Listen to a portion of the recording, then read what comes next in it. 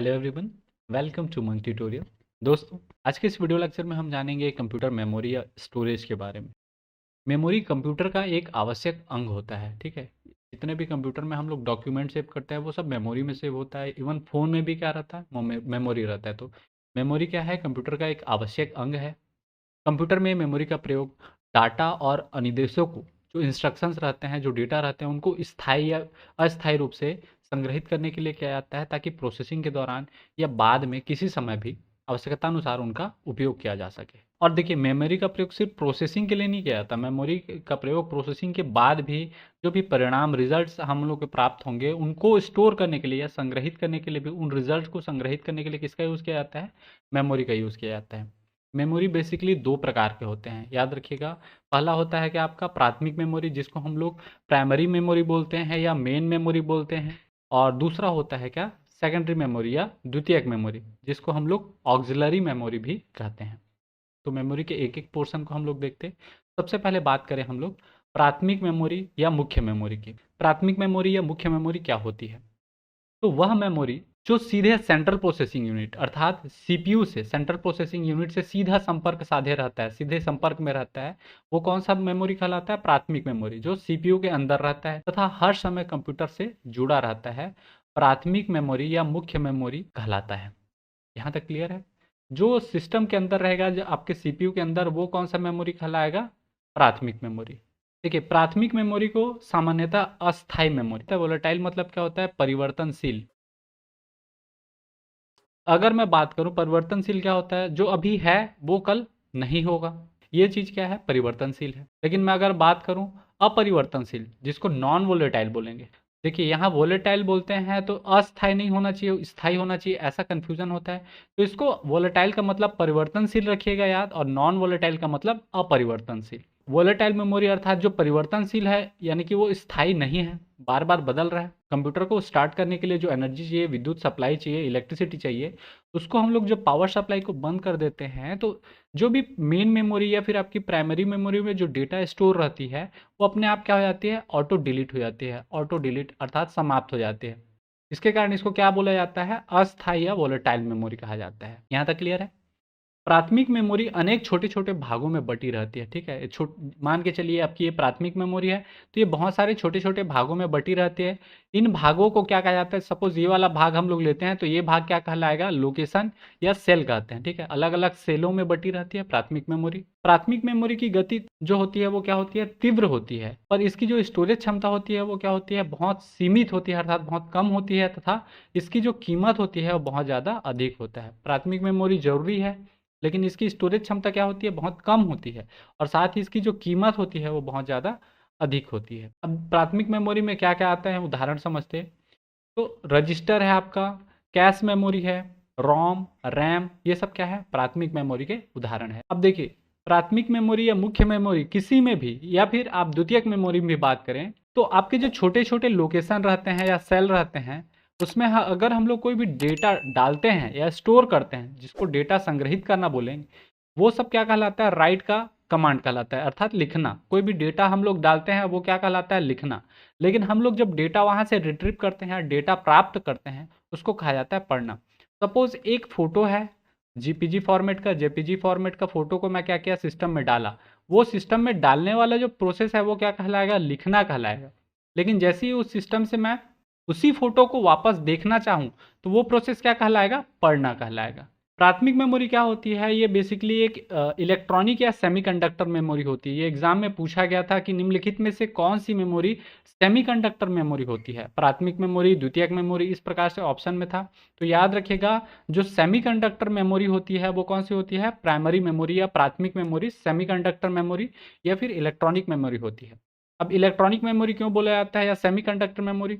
तो सेमीकंडक्टर किसको कहा जाता है? जो आईसी चिप होता है, इंटीग्रेटेड सर्किट चिप, वो क्या है? आपका सेमीकंडक्टर है, ठीक है, या इलेक्ट्रॉनिक सर्किट है। तो इसके कारण इसमें क्या होता है? आईसी चिप लगा रहता है, आईसी चिप का प्रयोग किया जाता है। इसके कारण ही क्या कहा जाता है? इसको इलेक्ट्रॉनिक मेमोरी या फिर सेमीकंडक्टर मेमोरी कहा जाता है। और जो आईसी चिप होते हैं वो किससे बने होते हैं? सिलिकॉन चिप से बने होते हैं। अगर मैं बात करूं आईसी के खोज किसने की थी, तो इसका जो खोज हुआ था, इसका विकास का जो श्रेय है वो जाता है जेएस किल्बी को। ठीक है, ये हम लोग कंप्यूटर के विकास में देखे वीडियो था, उसमें हम लोग देख चुके हैं आईसी का विकास किसने किया था, डॉक्टर जेएस किल्बी ने किया था। और जो सिलिकॉन चिप होती है वो मुख्यतः किससे बनी होती है? गैलिनियम आर्सेनाइड्स के बने होते हैं। जो सिलिकॉन चिप होता है जिससे हम लोग आईसी बनाते हैं, वो सिलिकॉन चिप किसका बना होता है? गैलिनियम आर्सेनाइड। यहाँ तक क्लियर है? ये हो गया आपका क्या? प्राथमिक मेमोरी या मुख्य मेमोरी। अगर बात करें द्वितीयक या सहायक मेमोरी, जिसको हम लोग सेकेंडरी मेमोरी या फिर ऑक्सिलरी मेमोरी कहते हैं, ये क्या होती है? तो देखिए, द्वितीयक मेमोरी में जो भी हम लोग का डेटा होता है या सूचना होता है, उसको बड़ी मात्रा में संग्रहित करने के लिए इसका प्रयोग किया जाता है। हम लोग देखे थे जो प्राथमिक मेमोरी था उसमें क्या था, जो उसकी स्टोरेज कैपेसिटी थी वो बहुत कम थी और साथ ही वो कॉस्टली था। लेकिन द्वितीयक मेमोरी क्या है, इसकी जो स्टोरेज कैपेसिटी है वो क्या है, भंडारण की जो क्षमता है वो बहुत ज़्यादा अधिक है। इसके कारण इसका यूज़ किया जाता है। यह बेसिकली जो सहायक मेमोरी होती है यह सीपीयू के अंदर नहीं होता। जैसे प्राथमिक मेमोरी क्या था, सीपीयू के अंदर होता था, लेकिन जो द्वितीयक मेमोरी होता है ये बेसिकली सिस्टम के बाहर होता है। ठीक है, सिस्टम के बाहर ही स्थित होता है। इसके कारण इसको क्या कहा जाता है, इसे स्थायी मेमोरी कहते हैं, अर्थात परमानेंट मेमोरी। परमानेंट मेमोरी कहने का मतलब क्या है, ये एक प्रकार का नॉन वोलेटाइल है। नॉन वोलेटाइल अर्थात इसमें जो भी डेटा रखा रहेगा वह परिवर्तनशील नहीं है। ठीक है, अपरिवर्तनशील डेटा है, अर्थात स्थायी है, अपना डेटा चेंज नहीं होगा। ठीक है, इसके कारण इस मेमोरी को क्या कहा जाता है? Permanent memory. अगर क्वेश्चन बनता है निम्नलिखित में से किसे परमानेंट मेमोरी या फिर स्थायी मेमोरी कहा जाता है, प्राथमिक मेमोरी या फिर द्वितीयक मेमोरी, तो कौन सा है? द्वितीयक मेमोरी। अस्थायी मेमोरी कौन सा है? प्राथमिक मेमोरी। इसकी स्टोरेज क्षमता बहुत ज्यादा होती है। ठीक है, लगभग असीमित होती है, परंतु डाटा ट्रांसफर की जो गति होती है वो बहुत ज्यादा धीमी होती है। अगर मैं बात करूं इसी डेटा ट्रांसफर की गति को, तो डेटा ट्रांसफर की गति प्राथमिक मेमोरी में ज्यादा होगी एज कंपेयर टू द्वितीयक मेमोरी। प्राथमिक में डेटा ट्रांसफर की जो गति है वो ज़्यादा होती है, लेकिन स्टोरेज क्षमता क्या होती है? कम होती है। द्वितीयक मेमोरी में क्या होता है? स्टोरेज क्षमता अधिक होता है, बहुत ज़्यादा होता है, लेकिन जो डेटा ट्रांसफर की गति है वो क्या होती है? बहुत कम होती है। द्वितीयक मेमोरी का प्रयोग क्यों किया जाता है? तो बेसिकली इसका प्रयोग डेटा का बैकअप या जिसको बैकअप डेटा बोलते हैं उनको स्टोर करने के लिए किया जाता है। जैसे मान लीजिए कोई आपकी एक फाइल है, वो समथिंग आपकी 5 GB की है। अगर आप उसको सिस्टम में रखते हैं तो सिस्टम क्या होगा? भरना चालू हो जाएगा, आपका रैम भर जाएगा। ठीक है, हार्ड डिस्क भर जाएगा। लेकिन अगर आप द्वितीयक मेमोरी यूज़ कर रहे हैं अलग से, जो आपके द्वितीयक मेमोरी में जैसे कि हार्ड डिस्क है, तो वो क्या करेगा? वो उस 5 GB डेटा को रख लेगा, क्योंकि उसके पास क्या है? डेटा की असीमित भंडारण क्षमता है। और द्वितीयक मेमोरी क्यों यूज़ किया जाता है? तो बेसिकली यह है डेटा और सॉफ्टवेयर स्टोरेज का एक सस्ता व लोकप्रिय माध्यम है। द्वितीयक मेमोरी को स्थायी मेमोरी भी कहा जाता है। स्थायी अर्थात नॉन वोलेटाइल मेमोरी, अर्थात जिसमें विद्युत सप्लाई बंद हो जाने पर भी क्या रहता है? डेटा बना रहता है। वोलेटाइल मेमोरी में क्या होता है? जैसे इलेक्ट्रिसिटी चला गया या पावर ऑफ हो गया, पावर कट हो गया, तो वहाँ जो भी डेटा रहेगा वो डेटा लॉस हो जाता है। लेकिन जो स्थायी मेमोरी होती है, अर्थात नॉन वोलेटाइल मेमोरी होती है, अपरिवर्तनशील मेमोरी होती है, उसमें जो भी डेटा हम लोग रखते हैं विद्युत सप्लाई बंद होने के बाद भी वो डेटा जस का तस बना रहता है। इसके कारण इसको क्या कहा जाता है? द्वितीयक मेमोरी को नॉन वोलेटाइल मेमोरी कहा जाता है। जितना भी आपका जो टास्क करते हैं वो कंप्यूटर में डेटा को सेव करने पर टोटल जो डेटा रहती है वो कहाँ स्टोर होती है? सहायक मेमोरी या फिर ऑक्सिलरी मेमोरी में ही स्टोर होती है। वो ना तो रैम में स्टोर होता है, ना ही आपके कैश मेमोरी में। ठीक है, प्राथमिक मेमोरी में स्टोर नहीं होता, वो किस में होती है? सहायक मेमोरी में स्टोर होती है। इसकी स्टोरेज क्षमता बहुत ज़्यादा अधिक होती है एज कंपेयर टू प्राथमिक मेमोरी, परंतु डेटा को प्राप्त करने के लिए लगा समय, जिसको हम लोग एक्सेस टाइम बोलते हैं, वो ज़्यादा अधिक लगता है। अगर वो आपकी प्राथमिक मेमोरी में कोई फाइल है, सपोज 1 MB का फाइल है, उसको जल्दी से कॉपी कर सकते हैं, पेस्ट कर सकते हैं, कुछ भी कर सकते हैं। लेकिन अगर वो आपकी सेकेंडरी मेमोरी में है या फिर सहायक मेमोरी में है वो 1 MB का फाइल, तो प्राथमिक मेमोरी से जो इसका कॉपी करने का दर है उससे ये क्या करेगा, जो द्वितीयक मेमोरी है उसकी एक्सेस टाइम क्या होगी या कॉपी करने की जो समय होगी वो क्या होगी? अधिक होगी। अगर बात करें इसके एग्जाम्पल में, तो मैग्नेटिक टेप, मैग्नेटिक डिस्क, जिस मैग्नेटिक डिस्क में फ्लॉपी डिस्क है, आपका हार्ड डिस्क जिसको HDD बोलते हैं, हार्ड डिस्क ड्राइव, ठीक है, SSD है। उसके अलावा ऑप्टिकल डिस्क है जैसे कि CD, DVD, ब्लू रे डिस्क है, HDV। सहायक मेमोरी जैसे कि आपका पेन ड्राइव है, PD जिसको बोलते हैं, मेमोरी कार्ड जो चिप होता है, मेमोरी चिप जिसको हम लोग बोलते हैं, ये सब क्या है? द्वितीयक मेमोरी के उदाहरण है।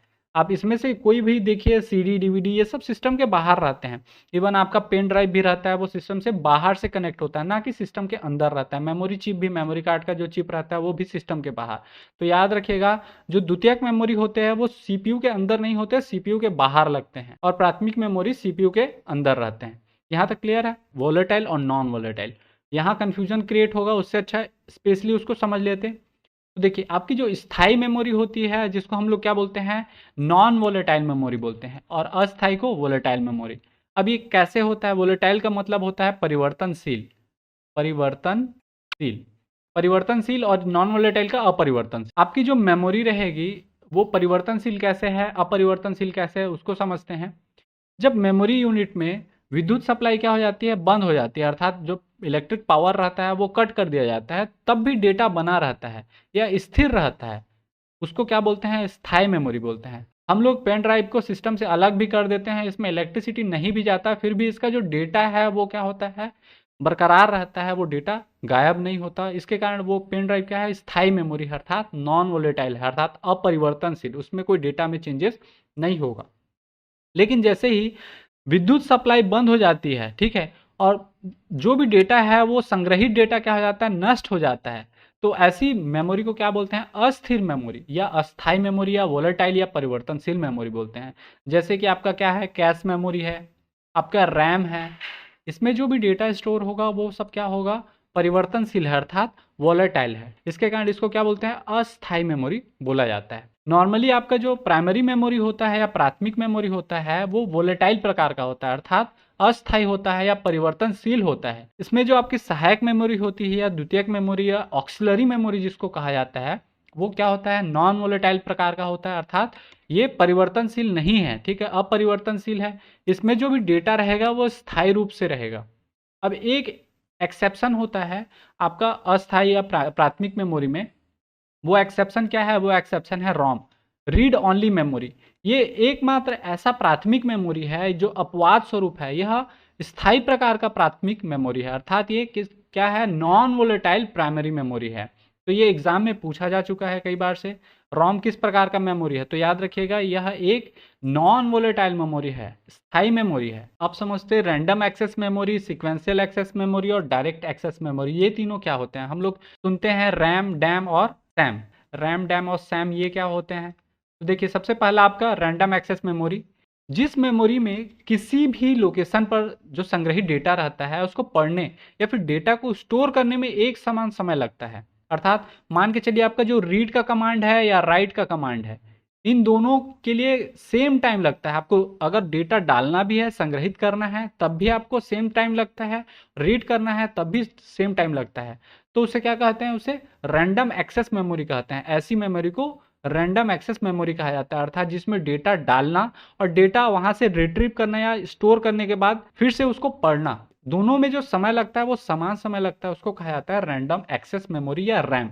प्राथमिक या सेमीकंडक्टर मेमोरी, जो प्राइमरी मेमोरी होती है या मेन मेमोरी होती है, बेसिकली वो रैंडम एक्सेस मेमोरी वाले प्रकार के होते हैं, अर्थात उसमें हम लोग कोई भी डेटा डालते हैं प्राथमिक मेमोरी में, तो वहाँ डेटा डालने में और डेटा वहाँ से रिट्रीव करने में या वापस लेने में या पढ़ने में समान समय लगता है। इसके कारण इसको रैंडम एक्सेस मेमोरी कहा जाता है।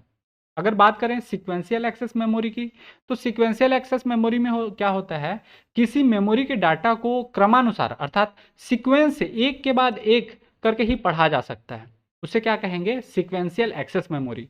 इसका अच्छा सा एग्जांपल अगर हम लोग समझें तो मैग्नेटिक टेप होता है, जो ऑडियो टेप आता था पहले, वो सब कैसे उदाहरण है सीक्वेंशियल एक्सेस मेमोरी का। वहाँ क्या होते थे, जो भी गाने हैं आपको सीधा 5वें गाने पे आप नहीं जा सकते, आपको पूरे 4 गाने सुनने पड़ेंगे या फिर भगाना पड़ेगा उस म्यूजिक को, तब जाके आप 5वें गाने पे पहुंचेंगे। लेकिन वो म्यूजिक भगाने में भी वो सीक्वेंस आपका रोटेट होता था। तो जो मैग्नेटिक टेप है ये सीक्वेंशियल एक्सेस मेमोरी का बहुत अच्छा उदाहरण है। यहाँ तक हम लोग ने समझा रैंडम एक्सेस मेमोरी और सीक्वेंशियल एक्सेस मेमोरी। अगर बात करें डायरेक्ट एक्सेस मेमोरी की, तो देखिए डायरेक्ट एक्सेस मेमोरी में क्या होता है, किसी मेमोरी के डेटा को सीधे पढ़ा जा सकता है, तो उसे क्या बोला जाता है, डायरेक्ट एक्सेस मेमोरी। देखिए रैंडम एक्सेस मेमोरी में जो रीड और राइट का टाइमिंग है वो सेम रहता था। उसके बाद जो आपका सीक्वेंशियल एक्सेस मेमोरी जिसको सैम बोलते हैं, उसमें क्या होता था, एक सीक्वेंस में पढ़ा जा सकता था, अर्थात एक के बाद दो आएगा, दो के बाद तीन, तीन के बाद चार, ये चीज़ होता था। लेकिन डायरेक्ट एक्सेस मेमोरी में क्या है, 1 2 3 4 है, तो हम डायरेक्ट सीधा 4 को रीड कर सकते हैं या राइट कर सकते हैं। ये जो मेमोरी कहलाती है इसको कहा जाता है डायरेक्ट एक्सेस मेमोरी, अर्थात किसी मेमोरी के डेटा को हम लोग कहीं भी किसी भी क्रम में रहे उसको जाके सीधा पढ़ सकते हैं, वो क्या कहलाता है, डायरेक्ट एक्सेस मेमोरी। अगर बात करें इसकी एग्जांपल की, तो इसके एग्जांपल में है आपका floppy disk, hard disk, CD जो आपका कॉम्पैक्ट डिस्क होता है, डीवीडी डिजिटल वर्सेटाइल डिस्क, उसके अलावा ब्लू रे डिस्क, ये सब क्या है, डायरेक्ट एक्सेस मेमोरी के उदाहरण है। अर्थात सीडी में भी हम लोग देखते हैं कोई भी गाना रहे हम लोग सीधा क्या कर सकते हैं, उस गाने को प्ले कर सकते हैं। नंबरिंग आता है, जैसे 5 नंबर लगाऊंगा तो 5 नंबर में जो भी गाना स्टोर रहेगा वो गाना क्या हो जाएगा, प्ले हो जाएगा, इस टाइप से। तो इसको कहा जाता है क्या, डायरेक्ट एक्सेस मेमोरी। अब बात करते हैं मेमोरी का वर्गीकरण, क्लासिफिकेशन ऑफ मेमोरी। मेमोरी को बेसिकली दो भागों में बांटा जा सकता है। पहला होता है कि आपका प्राथमिक मेमोरी या प्राइमरी मेमोरी, जिसको मुख्य मेमोरी कहा जाता है। दूसरा होता है द्वितीयक मेमोरी या सेकेंडरी मेमोरी या फिर ऑक्सिलरी मेमोरी या सहायक मेमोरी। तो ये मेमोरी को दो भाग में बांट सकते हैं। जो प्राथमिक मेमोरी होती है वो बेसिकली 3 भागों में बांटा जा सकता है। एक होता है स्थायी प्राथमिक मेमोरी, जिसको नॉन वोलेटाइल प्राइमरी मेमोरी कहा जाता है। दूसरा होता है कैश मेमोरी, ठीक है, अंग्रेजी में कैचे भी बोल सकते हैं। और तीसरा होता है अस्थायी प्राथमिक मेमोरी या फिर वोलेटाइल प्राइमरी मेमोरी। तो स्थायी प्राइमरी मेमोरी जो होती है, स्थायी या फिर नॉन वोलेटाइल प्राइमरी मेमोरी, उसमें बेसिकली एक प्रकार आता है, वो है आपका क्या, रोम, रीड ऑनली मेमोरी। ये क्या है, स्थायी प्रकार का प्राथमिक मेमोरी है। याद रखिएगा, एकमात्र ऐसा मेमोरी, प्राथमिक मेमोरी जो स्थायी प्रकार का है, वो कौन सा है, रोम है। रोम में बेसिकली 4 भाग होते हैं, 4 अलग अलग प्रकार से। एक को कहा जाता है एम रोम, अर्थात इसका फुल फॉर्म होता है मास्क्ड रोम। उसके बाद है पी रोम, पी रोम का अर्थ होता है प्रोग्रामेबल रोम। उसके बाद अगला आता है ई पी रोम, ई पी रोम का होता है इरेजेबल प्रोग्रामेबल रोम। और लास्ट है आपका ई ई पी रोम, अर्थात इलेक्ट्रिकली इरेजेबल प्रोग्रामेबल रोम। रोम का फुल फॉर्म क्या होगा, रीड ऑनली मेमोरी।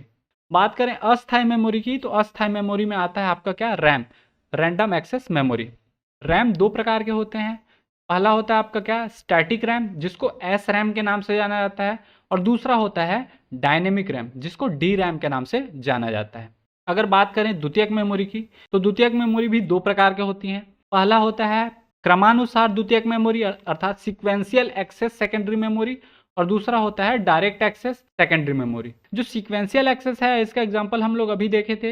इसका एग्जांपल क्या है आपका, मैग्नेटिक टेप। तो मैग्नेटिक टेप किस प्रकार का द्वितीयक मेमोरी है, यह सीक्वेंशियल एक्सेस या फिर क्रमानुसार द्वितीयक मेमोरी है। बात करें डायरेक्ट एक्सेस का, तो डायरेक्ट एक्सेस मेमोरी 3 प्रकार के होते हैं। पहला होता है मैग्नेटिक डिस्क प्रकार का, दूसरा होता है ऑप्टिकल डिस्क प्रकार का, और तीसरा होता है इलेक्ट्रॉनिक स्टोरेज डिवाइस टाइप का। जो मैग्नेटिक डिस्क होता है, मैग्नेटिक डिस्क, इसमें क्या होते हैं, ये 2 प्रकार के होते हैं। एक इसको कहा जाता है क्या, हार्ड डिस्क, और दूसरा होता है फ्लॉपी डिस्क। हार्ड डिस्क भी 3 प्रकार के होते हैं। पहला होता है जिप डिस्क, दूसरा होता है डिस्क पैक, और तीसरा होता है विंचेस्टर डिस्क। ये हार्ड डिस्क के प्रकार हैं। अगर मैं बात करूं ऑप्टिकल डिस्क की, तो ऑप्टिकल डिस्क बेसिकली आपके 6 प्रकार के होते हैं। पहला होता है क्या, सीडी रोम, सीडी अर्थात compact disc read only memory. उसके बाद सीडी आर, उसका फुल फॉर्म होता है कॉम्पैक्ट डिस्क रिकॉर्डेबल। उसके बाद है सीडी आर डब्ल्यू अर्थात compact disc rewritable, read and write दोनों का मान रीराइटेबल है। उसके बाद है अगला डीवीडी डिजिटल वर्सेटाइल डिस्क। उसके बाद बीआरडी, जिसको कहा जाता है ब्लू रे डिस्क। और उसके बाद लास्ट है क्या, एचवीडी। ये सब क्या है, ऑप्टिकल डिस्क के प्रकार हैं। अब उसके बाद अगला जो आता है वो क्या है, electronic storage device. Electronic storage device भी 2 प्रकार के होते हैं। एक होता है आपका फ्लैश मेमोरी, जैसे कि आपका पेन ड्राइव है, ठीक है, ये सब फ्लैश मेमोरी में आएंगे। और दूसरा होता है मेमोरी कार्ड, जो चिप हम लोग यूज़ करते हैं, वो सब क्या है, इलेक्ट्रॉनिक स्टोरेज डिवाइस के ही प्रकार हैं। तो मेमोरी का वर्गीकरण कुछ इस प्रकार से हम लोग पढ़ सकते हैं। अभी हम लोग सबसे पहले स्टार्ट करते हैं किससे, प्राथमिक मेमोरी क्या होती है और इसके प्रकार किस प्रकार से होते हैं। प्राथमिक मेमोरी में देखिए हम लोग इसको 3 भागों में बांटे थे, कौन कौन सा, एक होता है स्थायी प्राथमिक मेमोरी, दूसरा कैश मेमोरी, और तीसरा अस्थायी प्राथमिक मेमोरी। जो स्थायी प्राथमिक मेमोरी होती है उसी को कहा जाता है नॉन वोलेटाइल प्राइमरी मेमोरी। और इसका प्रकार क्या है, रीड ऑनली मेमोरी या फिर रोम जिसको कहा जाता है, वो इसका प्रकार है। तो सबसे पहले बात करें रोम की, अर्थात read only memory. Read only memory में रोम जो होता है यह एक स्थायी अर्थात नॉन वोलेटाइल इलेक्ट्रॉनिक मेमोरी है, जिसमें जो भी डेटा रहता है संग्रहित रहता है, वो सूचनाएं रहती हैं, वो स्वयं नष्ट नहीं होती, अर्थात उन्हें बदला भी नहीं जा सकता। जो भी स्थायी मेमोरी रहेगी, रैम रोम जो रहता है उसमें क्या होती है, जो भी डेटा रहेगा वो स्वयं से नष्ट नहीं होती और उन्हें बदला भी नहीं जा सकता। ये क्या है, आपका रोम है। इसी को हम लोग M ROM, P ROM, E P ROM, E ROM, इन अलग अलग नामों से जानते हैं। देखिए, रोम में आपकी जो भी सूचनाएं हैं निर्माण के समय ही भर दी जाती है। कंप्यूटर उन्हें केवल पढ़ सकता है, इनमें परिवर्तन नहीं कर सकता। ये चीज क्या होता है, रोम में होता है। इसलिए इनको क्या कहा जाता है, रीड ओनली मेमोरी कहा जाता है। अर्थात इसको हम लोग सिर्फ क्या कर सकते हैं, पढ़ सकते हैं, रीड कर सकते हैं, लेकिन परिवर्तन नहीं कर सकते, अर्थात रीड ओनली। ठीक है, इस प्रकार का मेमोरी को क्या कहा जाता है, रीड ओनली मेमोरी, जिसको हम लोग सिर्फ क्या कर सकते हैं, पढ़ सकते हैं, परिवर्तन नहीं कर सकते। रोम को कंप्यूटर का जो बिल्ट इन मेमोरी कहा जाता है, अर्थात कंप्यूटर में ही दिया हुआ मेमोरी कहा जाता है। इसमें क्या होती है, जो भी डेटा रहता है वो मैन्युफैक्चरर या निर्माता के द्वारा सीधा डाल दिया जाता है, उसमें हम लोग परिवर्तन नहीं कर सकते। इसके कारण इसको क्या कहा जाता है, बिल्ट इन मेमोरी कहा जाता है। कंप्यूटर की सप्लाई होती है, पावर सप्लाई, अगर उसको हम लोग बंद कर देते हैं तो रोम में जो भी सूचनाएं रहती हैं वो बनी रहती हैं। रोम का निर्माण बेसिकली सेमीकंडक्टर डिवाइस से किया जाता है, अतः इसे भी क्या कहा जाता है, इलेक्ट्रॉनिक या सेमीकंडक्टर मेमोरी कहा जाता है। जितने भी प्राइमरी मेमोरी रहते हैं उनको सेमीकंडक्टर मेमोरी या सेमीकंडक्टर डिवाइस कहा जाता है, याद रखिएगा। रोम का प्रयोग स्थायी प्रकृति के प्रोग्राम तथा डाटा को स्टोर करने के लिए किया जाता है। जितना भी स्थायी प्रकृति का प्रोग्राम रहता है, डाटा रहता है, उन सबको क्या करने के लिए, स्टोर करने के लिए रोम का प्रयोग किया जाता है। रोम में कंप्यूटर को स्टार्ट करने के लिए आवश्यक जैसे कि instruction set, system boot program, सूचना, ये सब क्या होते हैं, स्टोर किए जाते हैं। पहले से ही इनबिल्ट क्या रहता है, ये सब स्टोर रहता है। जितने भी आपके इंस्ट्रक्शन रहते हैं, जो भी कमांड्स रहते हैं, सिस्टम के बूट जो प्रोग्राम रहते हैं, वो सब किस में रहते हैं, रोम में स्टोर रहते हैं, इनबिल्ट। इसके कारण इसको क्या कहा जाता है, कंप्यूटर की इनबिल्ट मेमोरी भी कहा जाता है। रोम को बेसिकली बायोस, जो बायोस क्या होता है, इसका फुल फॉर्म पूछा जाता है कई बार।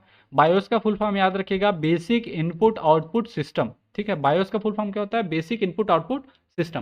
तो रोम में बायोस होता है जो कंप्यूटर चालू करने पर पोस्ट प्रोग्राम चलाता है, पोस्ट प्रोग्राम चलाता है। पोस्ट का फुल फॉर्म क्या होता है, पावर ऑन सेल्फ टेस्ट। जब हम लोग कंप्यूटर को चालू करते हैं तो बायोस जो होता है, अर्थात जो बेसिक इनपुट आउटपुट सिस्टम होता है, वो अपने से क्या करता है, पावर ऑन होने के बाद सेल्फ टेस्ट लेता है। देखिएगा ब्लैक कलर का डॉस टाइप आएगा, एक डॉट आएगा और धीरे से स्टार्ट हो जाता है आपका विंडोज। इसी को कहा जाता है क्या, पोस्ट, अर्थात पावर ऑन सेल्फ टेस्ट। जो आपका रोम होता है वो बेसिकली 4 प्रकार का होता है। पहला होता है, उसको कहा जाता है एम रोम।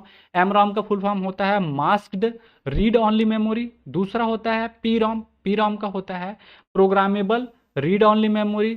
अगला जो प्रकार है उसका तीसरा प्रकार रोम का ही ई पी रोम, अर्थात erasable programmable read only memory, अर्थात जिसको हम लोग क्या कर सकते हैं, इरेज कर सकते हैं। और चौथा होता है क्या, ई पी रोम, अर्थात डबल ई पी रोम। ये होता है electrically erasable programmable read only memory. एक एक को हम लोग समझते हैं। सबसे पहले बात करें एम रोम की। एम रोम अर्थात masked read only memory. Mask read only memory ये भी क्या है, रोम का ही चारों प्रकार हैं। ठीक है, इसमें मास्क्ड वर्ड यूज हुआ है। तो देखिए ये क्या है, एक विशेष प्रकार का रोम है जिसमें निर्माताओं द्वारा प्रोग्राम किया जाता है, न कि उपयोगकर्ता के द्वारा। तो जो भी निर्माता कंपनी रहेगी, निर्माता मैन्युफैक्चरर रहेगा, उनके द्वारा ही इसमें क्या कर दिया जाता है, एम रोम में प्रोग्रामिंग या फिर इंस्ट्रक्शन सेट आपके प्रोवाइड कर दिए जाते हैं। इसको यूजर के लिए या उपयोगकर्ता के लिए प्रोग्राम करने के लिए नहीं छोड़ा जाता। और इसमें जो मास्क शब्द है यूज हुआ है, वो क्यों यूज हुआ है, तो देखिए आपकी जो भी सर्किट निर्माता कंपनी है या प्रोग्राम है, वो प्रोग्राम करने के बाद चिप के जो द्वार रहते हैं या जो गेट रहता है या होल रहता है, उसको क्या कर देता है, बंद कर देता है, मास्क कर देता है। ठीक है, मास्क लगा देता है। उसके कारण क्या होता है, इसी को कहा जाता है masked read only memory. Normal शब्दों में समझें तो इसको हम लोग क्या बोलते हैं, रोम बोल देते हैं, सीधा सीधा रोम बोलते हैं। जो रोम का डेफिनेशन देखे वही एम रोम है, तो नॉर्मल शब्दों में इसको रोम नाम से भी जाना जाता है। अगला जो होता है वो है पी रोम। देखिए आपका जो एम रोम था, एम रोम में क्या हो रहा था, खुद से हम प्रोग्राम नहीं कर सकते थे, उसमें उपयोगकर्ता को प्रोग्राम डालने का परमिशन नहीं था। उसमें क्या होता था, निर्माता अपने से ही प्रोग्राम डाल देता था।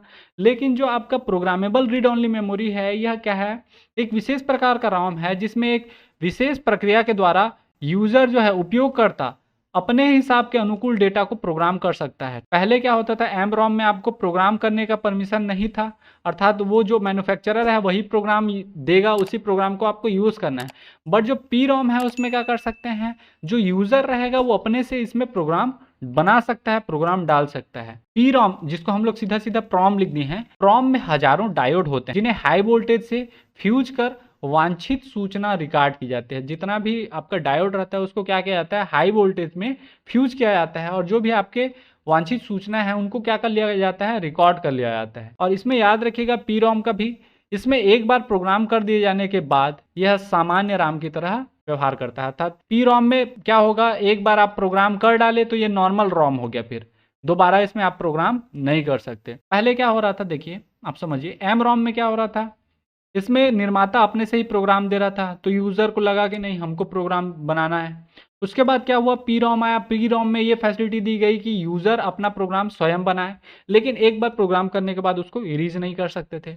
उसके बाद अगला क्या आया, ई पी रोम, अर्थात जो इरिजेबल हो, इरिजेबल प्रोग्रामेबल रीड ऑनली मेमोरी। अर्थात इसमें क्या होगा, इस प्रकार के रोम में अल्ट्रावायलेट अर्थात पराबैंगनी किरणों की सहायता से पुराने प्रोग्राम को हटाकर नया प्रोग्राम लिखा जा सकता था।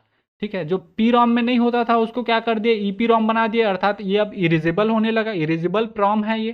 तो इसके लिए ई पी रोम सर्किट को निकालना पड़ता था और उसको कहाँ ले जाते थे, अल्ट्रावायलेट रेस के सामने ले जाते थे, और जो भी प्रोग्राम है वो इरीज हो जाता था। इसके कारण ही इसको क्या कहा जाता है, अल्ट्रावायलेट ई प्रोम कहा जाता है। ठीक है, अल्ट्रावायलेट ई प्रोम भी बोला तो बात ई प्रोम का ही हो रहा है, अल्ट्रावायलेट प्रोम भी बोला तो भी वो ई प्रोम का ही बात कर रहा है। अब देखिए यहाँ पे हम लोग का एक फिर से साइड इफेक्ट दिख गया कि इसके लिए सर्किट को बार बार निकालना पड़ेगा। आप जितना बार प्रोग्राम करेंगे उतना बार आपको सर्किट निकालना पड़ेगा।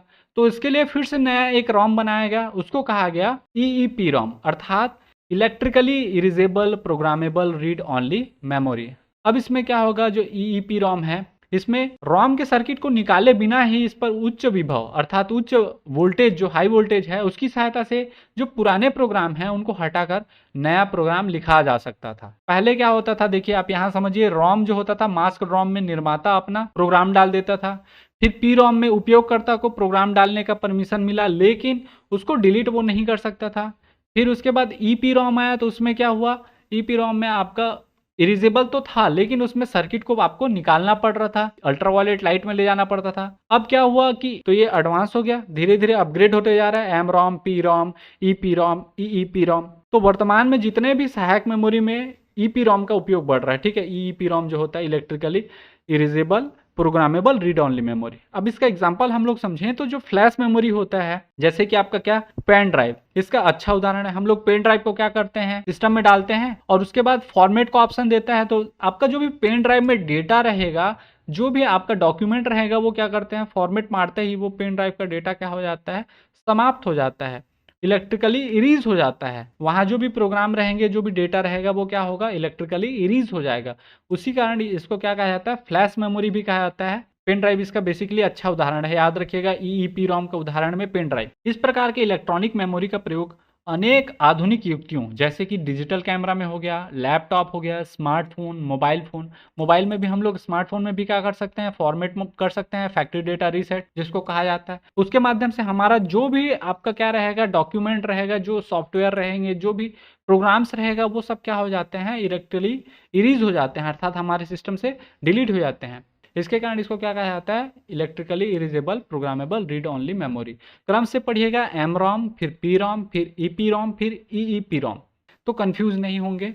अगले मेमोरी की ओर बात करें तो आपका जो प्राथमिक मेमोरी का दूसरा प्रकार है वो है कैश मेमोरी। कैश मेमोरी क्या होती है, सिस्टम में हम लोग को मेमोरी और सीपीयू के बीच में जो भी डेटा एक दूसरे को ट्रांसफर करना रहता है, उसके लिए बीच में एक बफर का जरूरत पड़ता है, उस बफर को कहा जाता है कैश मेमोरी। अर्थात मेमोरी से डाटा प्राप्त करने की जो गति होती है वो सीपीयू के डेटा प्रोसेस करने की गति से बहुत ज्यादा क्या रहती है, धीमी होती है। और मेमोरी प्रोसेसर के बीच इस गति और स्पीड का जो मिसमैच होता है, उसको दूर करने के लिए कैश मेमोरी का प्रयोग किया जाता है। ये एक प्रकार का किस प्रकार का मेमोरी है, बफर मेमोरी है।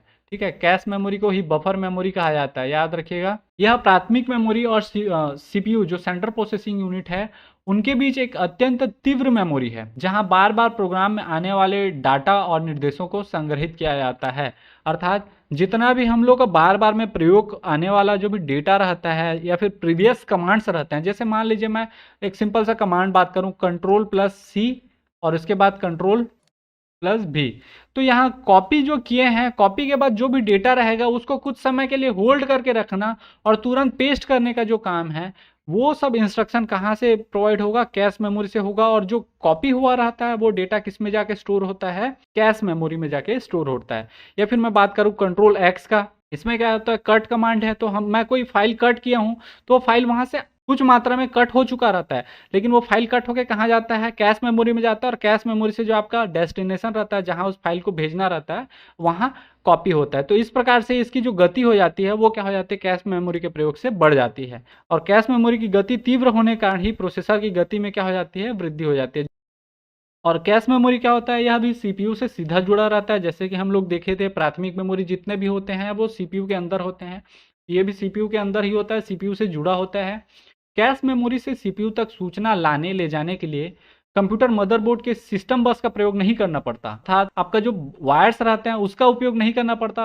इसके कारण क्या होता है, डेटा का जो ट्रांसफर का स्पीड है या डेटा ट्रांसफर की जो गति है वो बहुत ज़्यादा तेज हो जाती है। किसके कारण, कैश मेमोरी के कारण। तो याद रखिएगा, कैश मेमोरी के कारण क्या होता है, जो आपकी कंप्यूटर में डेटा ट्रांसफर की जो स्पीड है या गति है वो क्या हो जाती है, बहुत ज़्यादा बढ़ जाती है। कैश मेमोरी सीपीयू तथा मुख्य मेमोरी के बीच किसका काम करता है, बफर का काम करता है। इसके कारण इसको बफर मेमोरी भी कहा जाता है। और जो आपका सिस्टम होता है, नॉर्मली कंप्यूटर में प्रयुक्त कैश मेमोरी का आकार कितना होता है, 256 केबी से लेकर 4 एमबी तक। ये एग्जाम में पूछा जा चुका है, तो याद रखिएगा कितना, 256 केबी से लेकर 4 एमबी के बीच कैश मेमोरी होता है। मैक्सिमम कितना, 4 एमबी तक। यहाँ तक क्लियर है।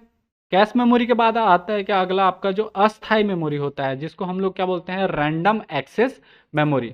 यह क्या है, बेसिकली एक अस्थायी या फिर वोलेटाइल मेमोरी है जहां डाटा और सूचनाओं को अस्थायी तौर पर रखा जाता है। अर्थात अस्थायी मेमोरी यानी कि कंप्यूटर की जब पावर सप्लाई बंद कर देते हैं तो रैम में जो भी डेटा रहता है, संग्रहित डेटा, वो अपने आप क्या हो जाता है, समाप्त हो जाता है। इसके कारण इसको अस्थायी मेमोरी या वोलेटाइल मेमोरी कहा जाता है। ठीक है।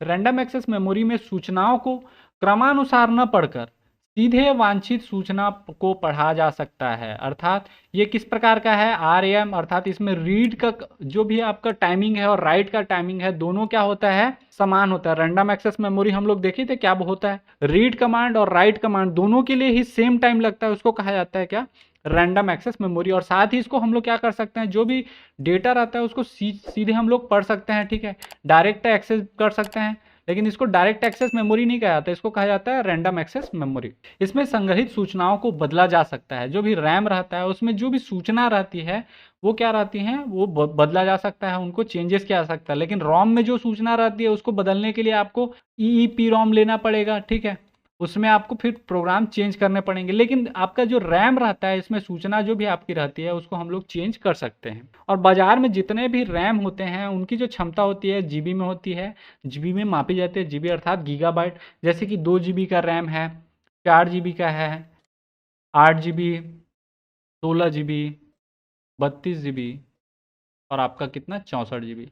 अभी तक आपके सिस्टम कितने हैं, 64 जीबी के सिस्टम आते हैं। इसमें स्लॉट्स रहते हैं। ठीक है, 4 स्लॉट रहते हैं, इसमें 16-16 जीबी के आप 4 क्या कर सकते हैं, रैम डाल सकते हैं। रैम जो मदरबोर्ड में स्लॉट रहता है। प्रोसेसिंग से पहले डेटा तथा अनुदेशों को सहायक मेमोरी में लाकर रैम में स्टोर किया जाता है। जो भी आपका डेटा रहता है उसको क्या करते हैं, प्रोसेसिंग से पहले डेटा और अनुदेश को कहाँ स्टोर करते हैं, सहायक मेमोरी अर्थात जो सेकेंडरी मेमोरी से लाकर हम लोग उसको स्टोर करते हैं किसमें, रैम में। जैसे हम लोग Ctrl+C का कमांड दिए अर्थात कॉपी किया, तो वो डेटा सहायक मेमोरी से कॉपी होगा और किस में आएगा, रैम में आएगा। और उसके बाद Ctrl+V करेंगे तो वो क्या होगा, बाद में वो डेटा प्रोसेस होगा। सीपीयू रैम से ही डेटा प्राप्त करता है। जितना भी डेटा हम लोग कॉपी पेस्ट या फिर कुछ भी डेटा हम लोग यूज़ करते हैं, वो सब डेटा सीपीयू कहाँ से प्राप्त करता है, रैम से प्राप्त करता है। प्रोसेस के बाद अंतिम तथा अंतरिम परिणामों को भी अस्थायी तौर पर रैम में ही स्टोर किया जाता है। अगर कोई फाइल हम लोग लिख रहे हैं तो वो फाइल किस में राइट होता है, आपका मान लीजिए MS वर्ड में हम लोग कुछ फाइल लिख रहे हैं, तो वो फाइल सबसे पहले क्या होगा, MS वर्ड में लिखा रहा है, लेकिन जब आप उसको सेव नहीं किए हैं तो उसका जो भी डेटा है वो अस्थायी रूप से किस में सेव होते जा रहा है, रैम में सेव होते जा रहा है। अगर आप उसको सेव नहीं किए हैं, अचानक से बिजली चली जाती है तो वो डेटा क्या हो जाएगा, लॉस हो जाएगा। लेकिन अगर आप उसको रोम में सेव कर लेते हैं या फिर आपके हार्ड डिस्क में सेव कर लेते हैं, वो क्या होगा, स्थायी रूप से सेव हो जाएगा। इसी कारण क्या होता है, रैम को कंप्यूटर का वर्किंग मेमोरी भी कहा जाता है। अर्थात जब भी हम लोग जो कोई भी काम करते हैं, वो सारे काम किस में सेव होते जाते हैं, रैम में सेव होते जाते हैं। मदरबोर्ड के खाली स्लॉट्स में रैम चिप्स लगाकर मेमोरी क्षमता बढ़ाई जा सकती है। बेसिकली 4 स्लॉट रहते हैं, किसी किसी मदरबोर्ड में 2 स्लॉट रहते हैं। ये 2 स्लॉट 32 जीबी तक यूज कर सकते हैं आप, अर्थात 16 जीबी के 2 रैम यूज कर सकते हैं। इन रैम चिप्स को मदरबोर्ड बने सिम्स, सिम्स का फुल फॉर्म क्या होता है, single in line memory modules, SIMMs में लगाया जाता है। पहले क्या होता था, सिम्स जो होता था वो 32 बिट का होता था, अर्थात इसमें सिर्फ 2 स्लॉट होते थे। ये मदरबोर्ड में इसको कहा जाता है सिम। अभी जो वर्तमान है, इनको कहा जाता है क्या, डिम्स, DIMMS, अर्थात डुअल इन लाइन मेमोरी मॉड्यूल्स। अर्थात इसमें कितने होंगे, 4 लाइन होंगे। ठीक है, इसमें 16 जीबी के हम लोग अगर लगाते हैं रैम, तो कितना होगा, 16, 32, 64। ठीक है, 64 जीबी हम लोग क्या कर सकते हैं, 32 और 32 का 64 जीबी का रैम हम लोग इसमें यूज कर सकते हैं। डिम्स बेसिकली कितने बिट का था, तो 32 बिट का था, और ये जो डिम्स है वो 64 बिट का है। बेसिकली अभी जितने भी एडवांस सिस्टम यूज किए जाते हैं वो इवन किस में रहते हैं, डिम्स में रहते हैं, अर्थात डुअल इन लाइन मेमोरी मॉड्यूल्स के बने रहते हैं। इसमें इसकी जो क्षमता रहती है वो कितनी रहती है, 64 बिट की रहती है। रैम जो होते हैं वो बेसिकली 2 प्रकार के होते हैं, 2 भागों में बांट सकते हैं। एक होता है क्या, डायनेमिक रैम, जिसको हम लोग डी रैम बोलते हैं, और दूसरा होता है क्या, स्टैटिक रैम, जिसको एस रैम कहा जाता है। अब डायनेमिक रैम और स्टैटिक रैम क्या होता है, उसको समझते हैं। तो देखिए, जो आपका डायनेमिक रैम होता है, उसको डेटा को बनाए रखने के लिए उसे 1 सेकंड में सैकड़ों बार रीराइट या फिर रिफ्रेश करना पड़ता है। रीराइट या फिर रिफ्रेश, ठीक है, बार बार उसको रिफ्रेश करना पड़ता है। जबकि स्टैटिक रैम को बार बार रिफ्रेश करने की ज़रूरत नहीं होती, इसको बार बार रिफ्रेश करना पड़ता है और इसको रिफ्रेश करने की ज़रूरत नहीं पड़ती। ठीक है, रिफ्रेश नहीं लगता। उसके कारण क्या क्या होता है कि स्टैटिक रैम में जब भी आपकी कंप्यूटर की सप्लाई बंद हो जाती है, तो उसकी जो डेटा रहती है वो अगले बार कंप्यूटर ऑन होने तक सुरक्षित रहती है। लेकिन ये चूंकि रिफ्रेश नहीं हो पाया, उसके कारण ये क्या हो जाता है, डायनेमिक रैम में जो भी डेटा रहता है वो पावर सप्लाई बंद करने के बाद आपके डेटा लॉस हो जाता है। यहाँ तक क्लियर है। हम लोगों ने क्या देखा, आपका जो प्राथमिक मेमोरी में स्थायी मेमोरी के बारे में समझे। स्थायी मेमोरी में रैम देखा, एम रोम देखा, पी रोम देखा, ईपी रोम देखा और ईपी रोम देखा, इन सबको देख चुके। उसके बाद हम लोगों ने जाना कैश मेमोरी क्या होती है, इसकी साइज कितनी होती है। अगला हम लोगों ने जाना अस्थायी मेमोरी में रैम, जो रैंडम एक्सेस मेमोरी होती है, उसमें एस रैम और डी रैम। एस रैम में क्या होता है, इसको बार बार रिफ्रेश करना नहीं पड़ता, तो इसमें जो भी डेटा रहता है वो सेव रहता है। लेकिन इसका डेटा क्या होता है, इसमें डेटा परमानेंट सेव नहीं होता, अगली बार पावर ऑन होने तक ये सेव रहता है। लेकिन जो डायनेमिक रैम है या डी रैम है, इसमें जो भी डेटा रहता है वो पावर जैसी सप्लाई बंद करते हैं वो डेटा लॉस हो जाता है। यहाँ तक क्लियर है। नेक्स्ट वीडियो में हम लोग जानेंगे जो सेकेंडरी मेमोरी होती है, द्वितीयक मेमोरी, उसके बारे में। द्वितीयक मेमोरी में क्रमानुसार मेमोरी या डायरेक्ट एक्सेस मेमोरी, इनके जितने भी प्रकार हैं हम लोग एक एक को अध्ययन करेंगे। यहाँ तक वीडियो पूरा देखने के लिए धन्यवाद। अगर वीडियो पसंद आया हो तो प्लीज़ लाइक करें, चैनल पे अगर आप नए हैं तो प्लीज़ सब्सक्राइब करें। मिलते हैं अगले वीडियो में, तब तक के लिए जय हिंद, जय भारत।